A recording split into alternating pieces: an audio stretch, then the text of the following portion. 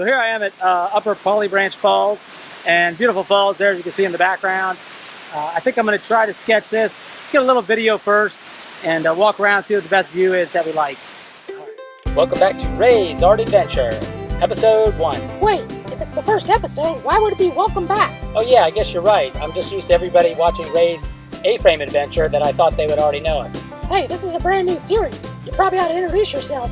Okay, my name's Ray. And I'm Ray's figment of imagination. Welcome to Ray's Art Adventure. Good enough for now. Let's get started. It's important to walk around your subject just to find different views that you may like and different things. Look at this. I mean, look at this massive hemlock here. Just massive tree.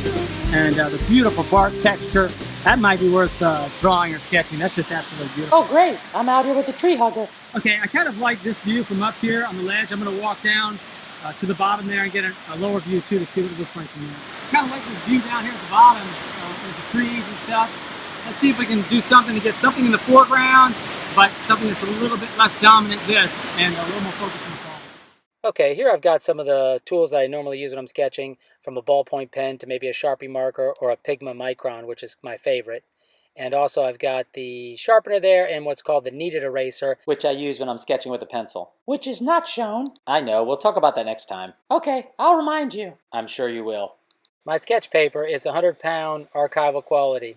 I'll elaborate more on these items in future videos. Okay, let's get started. I've chosen the view that I want, and now it's time to start sketching. I took my reference photos in the field, but today I'll be working in the studio. In order to save time and keep the video at a reasonable length, I'm going to speed up the video, and in this section it'll be twice as fast as what my actual speed is.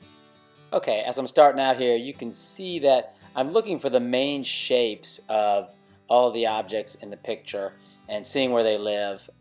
So I want to indicate just some of the main lines that are going in. I've got some of the tree shape on the right there, and then the bushes, and now I'm kind of indicating here the top of the falls and then that rock ledge that's there. It's just important, again, just to lightly have light lines to kind of feel out where things go. Make sure you're putting them in the right spaces before you start adding more detail. So the idea is to work from large to small and from just overall basic shapes to adding more detail as you progress. Now you can see I've added that tree on the left there that comes up to the picture, but I've slid it into the picture a little bit more than where it is in the actual photo. You can see it's way out to the left side. I want to bring that into the composition so I don't end up with a big giant hole in the middle of the composition, that big dark area. So you can move things around, don't be afraid to move things around and put them in places that just work out better for the composition. It's your world, as the as the Bob Ross used to say. So you kind of just make it how you want to do it. Keeping it realistic by observing it closely, observing the items in nature closely, but feel free to move them around to improve the composition. Okay, now I'm starting to darken in. And now that I've got everything kind of lightly where I want it, I'm darkening it in with the pen there and giving it more detail, and now I'm kind of nailing it. And I've done a lot of architectural renderings over the years, pen and ink, and so what I'm doing there is I can kind of hit the detail right off. You don't want to draw every leaf that you see, but you want to get an indication of them. You want to give a feel for them.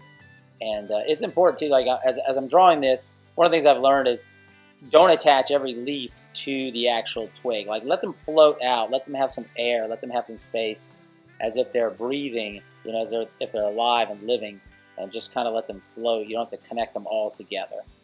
It gives it just a nice illusion of space and air and airiness. Airiness?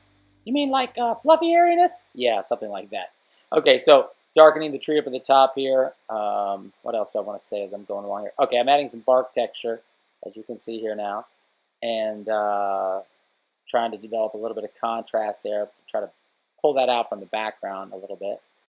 Now, if you don't feel comfortable trying to lightly sketch in the pen there ahead of time and then trying to nail it right off, so to speak, you can use a pencil and kind of sketch it out lightly in pencil and make sure you've got everything in the right place before you start adding detail.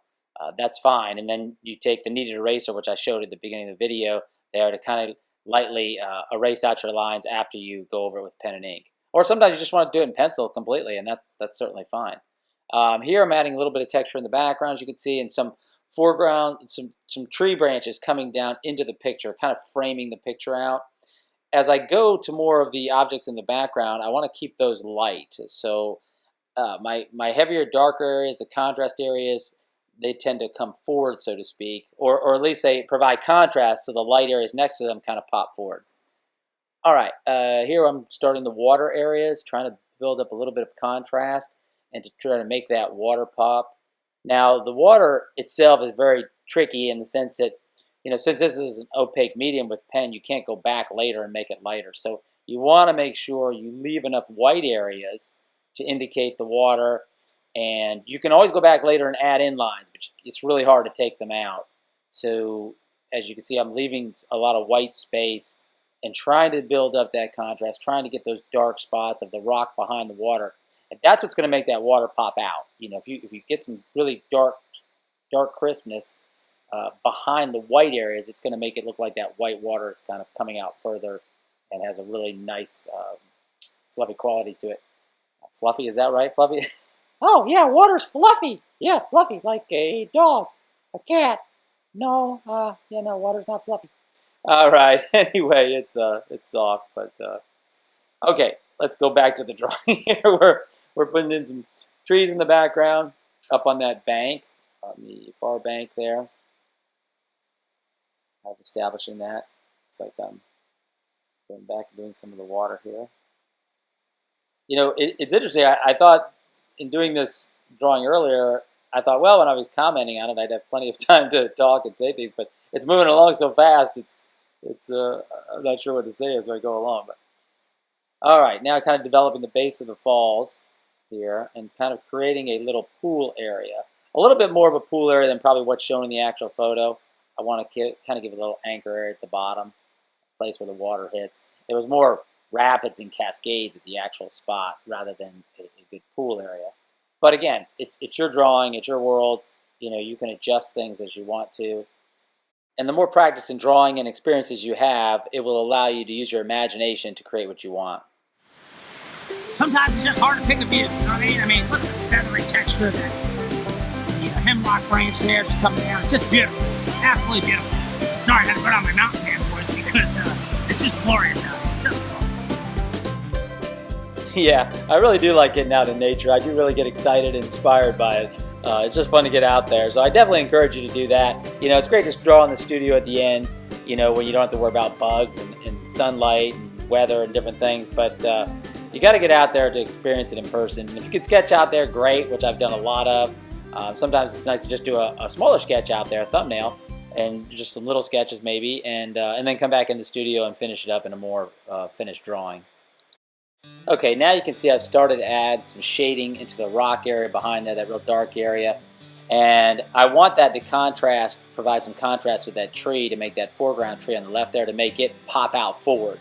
So I'm trying to make that dark behind there so that the lightness of the tree will again give you the illusion that that tree is in front, it's an overlap, but that shows you that it's actually in the foreground more, and it creates that sense of depth.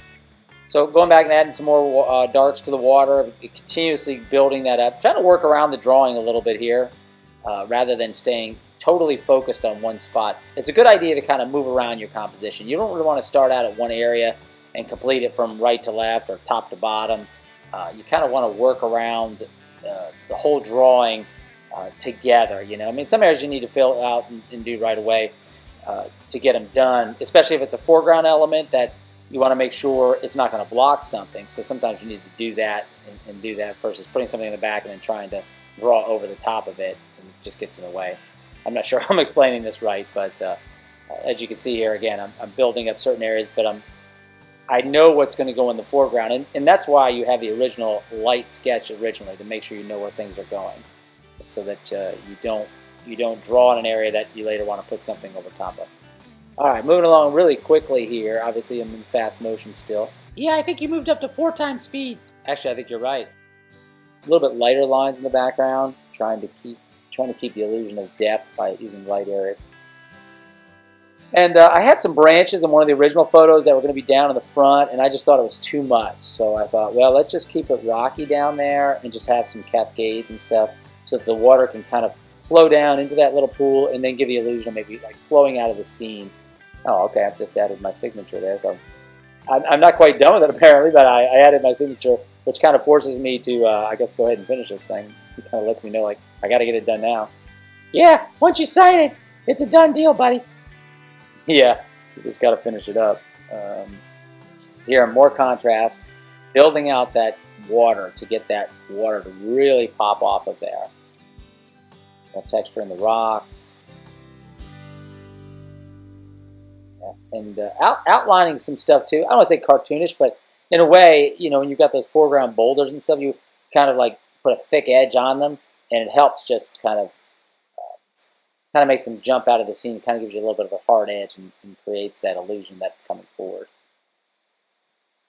Oh, and I'm kind of naming the place there on the little left signature there, and then dating it also. It's a good idea when you're doing it. You'd be surprised how much time goes back. You can't remember where you're at and when you did it. So I always like to date it and write where I was on there. It's part of the experience. I want to back up a little bit here. Just mention that in the rock area there where that dark area was, you notice I kind of just had some cross-hatching lines initially just to kind of shade in the area, and then went back on top of that with some more detail which kind of showed the rocks there on that left-hand side where it's dark. So I didn't try to like make that dark all at once and try to get the detail. I just kind of indicated the general shading area and then went back in there and added more lines and progressively built up some of the texture in the shadow area. Okay, well, that about wraps it up for this first episode. Here's the finished drawing. So, inquiring minds want to know, how long did it actually take you? Well, just a little over an hour, I'd say. Huh, not too bad. Geez, thanks. Let's sign off. Okay, this is Ray. And Ray. Happy sketching. You know, as I walk around, I kind of frame it between different views, trees, rocks, maybe down low, up high. We get it. Can we just pick a view? I think we're lost. Waterfalls up here at the top. Hey, be careful. Yeah. Hey, you're getting too close. Hey! Kids, why don't they ever listen?